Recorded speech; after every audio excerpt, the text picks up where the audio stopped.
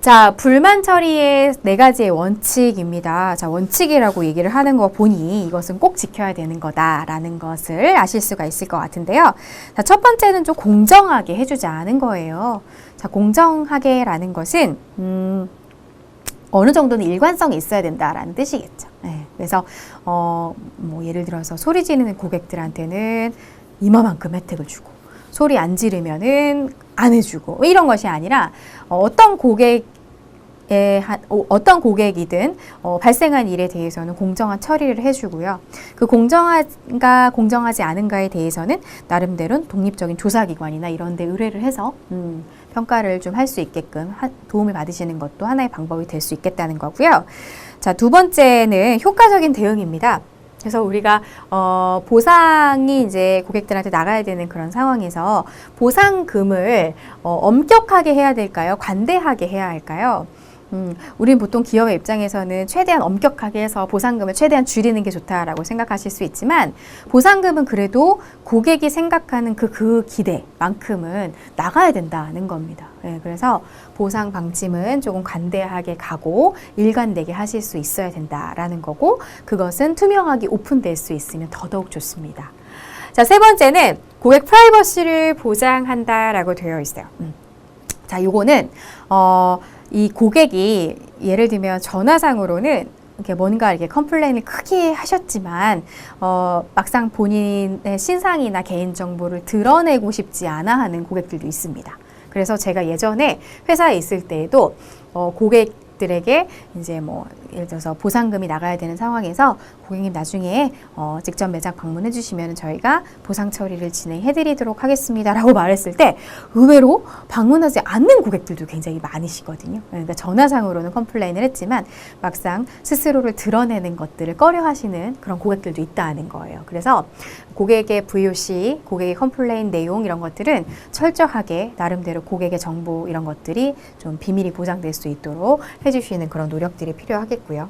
자, 네 번째는 어떤 고객이 불평을 얘기를 했을 때 그 처리 결과가 어떤지에 대해서 고객한테는 분명히 전달이 되어야 할 거고 이 불평 내용에 대해서 어떤 그 정보, 정보라는 것이 이제 고객 정보가 아니라 이 고객이 말한 VOC의 이제 정보겠죠. VOC의 내용이나 이런 것들을 우리 전 사원들이 공유를 해서 다시는 같은 불만이 발생하지 않도록 대응을 할 수 있어야 된다라는 것들이 이 체계적 관리에 관련된 내용이 되겠습니다. 자, 그래서 4개의 원칙도 여러분들 시험에 굉장히 잘 나오니까요. 같이 참고해서 봐주시면 되겠습니다. 자, 이어서 그 불만 고객의 처리 단계 인데요. 자, 여러분들 요거는 제가 요 자료로는 가지고 오지는 않았는데 내용이 조금 길어서 불만 고객의 처리 단계에서 경청, 공감, 사과, 해결 방안 모색, 해결을 약속하고 신속한 처리를 하고 재사과를 하고 개선 방안을 수립한다라는 요 단계 있잖아요. 요 단계는 꼭 숙지를 하셔야 됩니다. 네, 시험에 출제가 굉장히 잘 되고 있거든요. 그래서 잘 봐주시면 되겠습니다. 자, 그 다음 우리가 서비스 실패에 대한 얘기를 한번 해보도록 할게요. 네. 자, 그동안은 우리가 컴플레인, 클레임에 대한 얘기를 쭉 했는데 자, 그렇다면 서비스 실패하고 클레임, 컴플레인은 뭐가 차이가 있느냐? 이제 이런 질문들을 많이 해주세요. 자, 서비스 실패는 사실 컴플레인, 클레임보다는 조금 더 광범위한 느낌이라고 보시면 되거든요. 자, 그래서 서비스 접점에서 고객의 불만을 야기하는 일련의 고객 경험으로 서비스 제공자가 실수를 했거나 잘못으로 발생하는 고객과의 약속 위반, 고객 응대 실패이다 라는 얘기를 합니다. 자, 그렇다면은 어떤 차이가 있느냐? 여기서 이제 차이가 명확하게 나오죠. 자, 이 서비스 실패는 서비스 실패가 서비스 제공자가 인지하지 못할 수도 있고 인지할 수도 있는 모든 것들을 다 포함한다는 거예요. 하지만 컴플레인, 클레임은 뭡니까? 서비스 제공자가 알아듣기 쉽게 고객이 명확하게 이야기를 했을 때 컴플레인, 클레임인 거지. 자, 서비스 실패는 뭐예요? 드러나지 않은 실패, 고객이 얘기하지 않은 실패, 그런 것들까지도 다 포함하고 있다라고 생각하시면 돼요. 그래서 어떻게 보면은 그거보다는 서비스 실패가 조금 더 광범위한 영역이라고 보실 수가 있겠죠. 자, 서비스 실패는 2가지로 나눠집니다.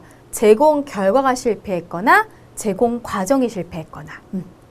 자, 결과가 실패한 건 뭡니까? 고객한테 최종적으로 전달된 결과물. 그것이 뭐 제품이 될 수도 있겠고 서비스가 될 수도 있겠지만 그 결과가 잘못된 것이 하나가 있겠고요. 자, 결과는 잘 갔는데 그 과정상에서 직원이 굉장히 불친절했거나 배달 사고가 일어났거나 이런 과정상의 실패도 있을 수가 있습니다. 그러니까 두 가지를 다 우리는 실패의 영역으로 보고 있겠고요. 자, 서비스 실패가 일어나는 원인이 마찬가지겠죠. 꼭 기업이 실패를 해서 일어나는 것뿐만이 아니라 고객의 실패인 경우들도 있을 수가 있습니다. 그래서 마찬가지로 제가 여기다 빈출 표시를 해드렸는데, 자, 여러분들 잘 보셔야 돼요. 자, 이걸 읽었을 때 기업이 해서 발생한 실패인지 고객이 잘못해서 발생한 실패인지를 구분해서 찾아내실 수 있으면 됩니다. 네, 그래서 이것도 시험 문제에 굉장히 출제가 잘 되고 있거든요. 그래서 구분을 해보시면 되겠고요. 자, 이어서 문제가 바로 나오네요. 자, 고객 측의 실패 원인이 아닌 것을 고르시오 하는 문제인데요. 자, 정답 한번 볼까요? 정답은 4번입니다. 자, 그렇다면 4번은 누가 잘못한 거죠? 의사소통이 안 됐고 충분하게 설명을 안 해준 거는 아마도 직원인 것 같아요. 그렇죠? 이거는 기업의 실패 측면으로 봐주시면 되겠습니다. 별로 어렵지는 않으시죠? 자, 그래서 1, 2, 3, 5는 고객 측의 실패, 4번만 기업 측의 실패로 이해하시면 되겠습니다. 그 다음에 또 이어서 문제가 하나가 더 나오네요. 자, 다음은 서비스 실패 원인에 대한 설명한 내용이다. 이 중에서 기업 측 원인에 해당되는 사항으로 구성된 것을 고르면 이번에는 이제 기업을 골라내는 문제네요. 자, 우리 한번 풀어볼까요? 자, 간혹 거래를 중단하거나 바꾸려는 심리로 의도적인 불만을 제기한다. 자, 이거는 누구 실패일까요? 그렇죠. 고객의 실패가 되죠. 자, 구매 전에 지나친 기대 심리나 자신의 기억 착오로 인한 직원과 마찰이 생겨서 서비스가 나쁘다고 한다. 여기 보시면 직원이란 얘기 때문에 오해하시면 안 됩니다. 자, 이것은 누가 실패를 일으킨 거죠? 그렇죠. 고객이 실패를 일으킨 겁니다. 자, 서비스 직원은 고객의 감정을 제대로 살펴서 배려를 잘해야 되는데 그렇지 않으면 실패가 되기 쉽습니다. 자, 이거는 뭐죠? 그렇죠. 직원이니까 기업이 됩니다. 매출 목표의 압박으로 인해서 무리하게 판매를 권유하게 된다? 자, 이것도 뭡니까? 직원이기 때문에 얘도 기업이 되는 거겠죠. 자, 매일 반복되는 일을 하다 보면 자칫 고객을 무성의하게 응대할 수 있습니다. 이것도 마찬가지 뭡니까? 기업에 관련된 내용입니다.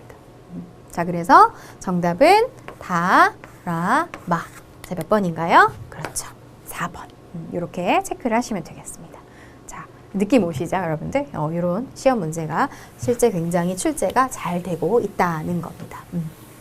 그래서 보시면 되겠고요.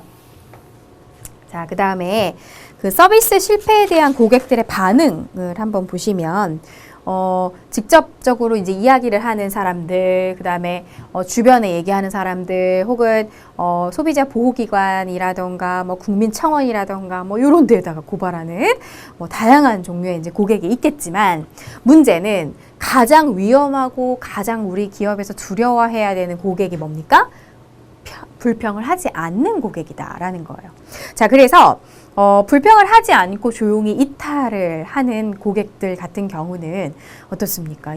기회를 안 주시는 거잖아요. 네, 그렇기 때문에 굉장히 부정적인 결과를 초래할 수 있는 고객이다라는 것들을 이해하시면 되겠고요. 여기 이런 말이 나옵니다. 겉으로 드러나지 않는 고객들의 불평 행동에 대한 심각성을 분명히 생각할 수 있어야 된다라는 내용들로 이제 나오게 되는 거죠. 자, 그 다음 내적 기인과 외적 기인 한번 보도록 하겠습니다. 귀인이라는 말. 굉장히 말이 어렵죠. 네, 귀인. 귀인 하면은 뭔가 귀한 사람 이렇게 생각하실 수 있는데, 사실 귀인이라는 건요, 이 원인을 어디에 귀속시키냐라는 뜻인 거예요. 네, 그러니까 원인을 어디에 귀속시키느냐에 따라서 그 다음 행동이 달라질 수 있다는 거거든요. 그래서 사람들은 귀인을 두 가지로 이제 생각을 하는데, 내적 귀인과 외적 귀인으로 이렇게 생각을 하실 수가 있다는 겁니다. 자, 고객들은요, 서비스에 만족하면 그 원인을요, 누구한테 돌린대요? 나 때문이야. 내가 굉장히 잘했어. 예를 들면은 피트니스 센터에 갔어요. 제가 거기서 이제 운동을 열심히 해서 다이어트를 했다. 근데 분명히 옆에 트레이너 쌤이 코치를 받고 다이어트를 한 거지만 그 트레이너 쌤 때문에 내가 살을 뺐어요 라고 얘기하는 것이 아니라 내가 굉장히 열심히 했고 내 의지로 나는 살을 이렇게 뺀 거다라고 얘기하는 것과 같은 맥락입니다. 그래서 자신의 덕분이라고 생각하고 불만을 했을 때 뭡니까? 이건 내 탓이 아니야. 그 직원이 잘못한 거고 그 기업이 뭔가 문제가 있었어? 라고 생각하는 그런 상황이 되겠죠. 자, 그래서 여러분 내적 기인과 외적 기인도 굉장히 시험에 출제가 잘 됩니다. 그래서 잘 보시면 좋을 것 같은데요.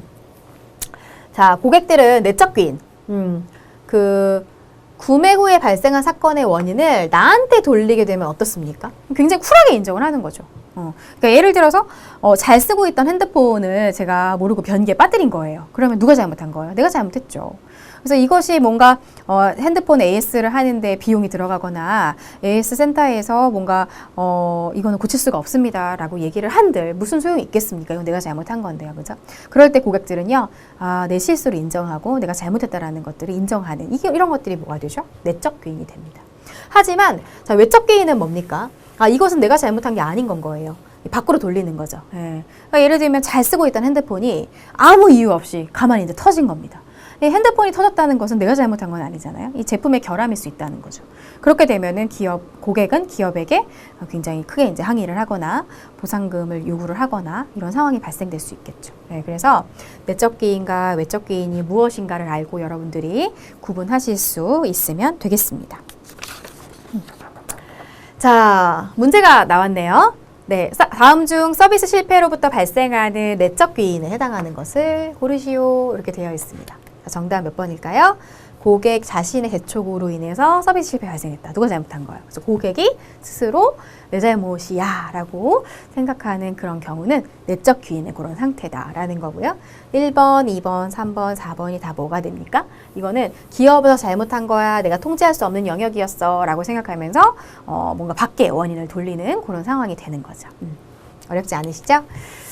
자, 이제 우리 실패에 대한 얘기를 쭉 했다면 이제 뭐 해야 됩니까? 회복을 잘 해주셔야겠죠. 예. 실패는 누구나 다 할 수 있다. 고객도 나름대로 굉장히 넓은 마음으로 이해를 해주실 수 있다는 거예요. 하지만 어떤 방식으로 해결을 해줄 것인가도 고객들이 굉장히 이제 관찰을 많이 하시게 될 건데요. 자, 회복이라는 것은 의미를 한번 볼까요? 고객의 불만족을 해소하기 위해서 공급자가 취하는 행동으로 잘못된 서비스를 수정하거나 이를 회복하는 건데 어떻게 회복하려고 한다고요? 적극적으로 회복하려고 한다고요. 그래서 컴플레인 불만 관리와는 조금 더 넓은 영역이라고 보시면 되겠고요. 자, 불만 관리보다도 서비스 회복이 조금 더 적극적이다라는 것으로 이해하시면 되겠습니다.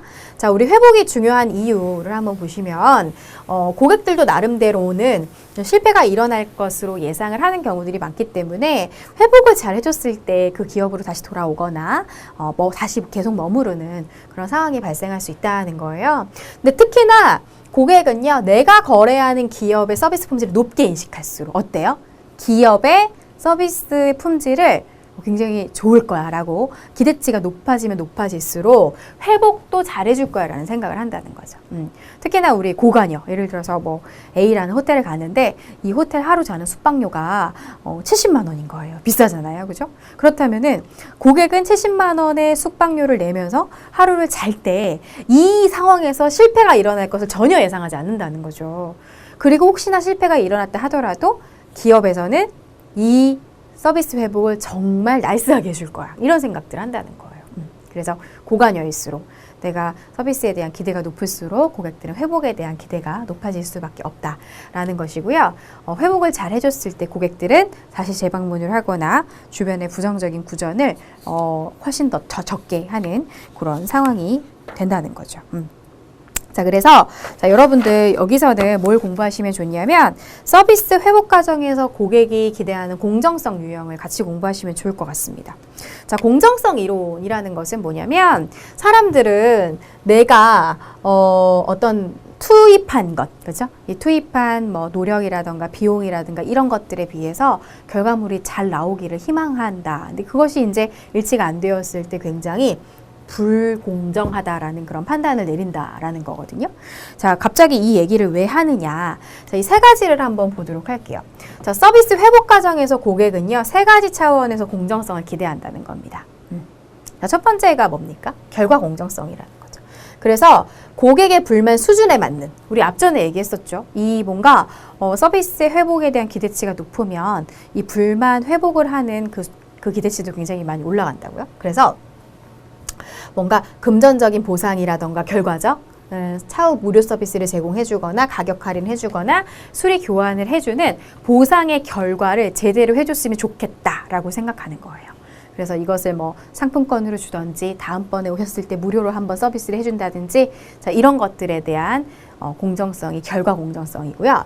자, 절차 공정성이라는 거는 그 회복을 해주는 그 과정상에서 일어나는 거거든요. 그래서 이 회사의 어떤 매뉴얼, 예를 들어서 뭐가 있을까요? AS 매뉴얼, 그죠? 이 될 수도 있겠고, 아니면은 보상에 대한 매뉴얼, 이런 것들이 다 뭐예요? 규칙이겠고 정책이겠죠. 네. 적시성이라는 건 뭐냐면 적절한 시점에 해주었는가인 거예요. 이것도 어떻게 됩니까? 이제 과정이 되는 거죠. 네, 그래서 왜 서비스 회복을 해줄 때에도 너무 시간이 지나서 딜레이가 돼서 해주는 게 아니라 뭔가 빠른 대응을 해주는가, 이런 것들도 적시성의 한 형태라고 보시면 되겠습니다.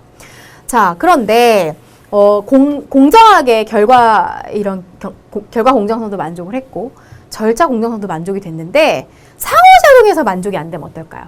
예를 들어서 고객이 이거 보상해 주셔야 되는 거 아니에요? 라고 했을 때 네, 보상해 드릴게요. 고객님 그거 교환 환불해 드리면 되잖아요. 이렇게 얘기를 하면 어때요? 굉장히 고객은 불쾌하죠. 뭔가 교환 환불을 받았고 빠른 대응이 일어났지만 이상하게 되게 불쾌한 기분이 있을 수 있어요. 그게 왜 그래요? 이 직원이 나와 상호작용의 공정성이 일어나지 않은 거예요. 당연히 뭔가 실수했으면은 고객님 너무 죄송합니다. 저희 쪽에 불찰이었습니다. 얼른 해결해 드리도록 하겠습니다의 어떤 감정적인 공정이 일어나지 않았을 때 고객들은 이 결과와 절차가 아무리 잘 진행이 된다 하더라도 불쾌함을 가져갈 수 있다는 거죠. 그래서 결국에는 이 결과와 절차와 상호적인 공정성이 완만하게 잘 이루어졌을 때 고객들은 이 회사가 서비스 회복을 제대로 하고 있구나라고 느낀다라는 것들을 이해하시면 되겠습니다. 자, 이렇게 해서 우리 파트 서브젝트 3 VOC와 컴플레인 관리에 대해서도 수업을 진행을 해봤고요. 제가 중요한 것들 위주로만 계속 쭉쭉 나가는 거 알고 계시죠, 여러분들?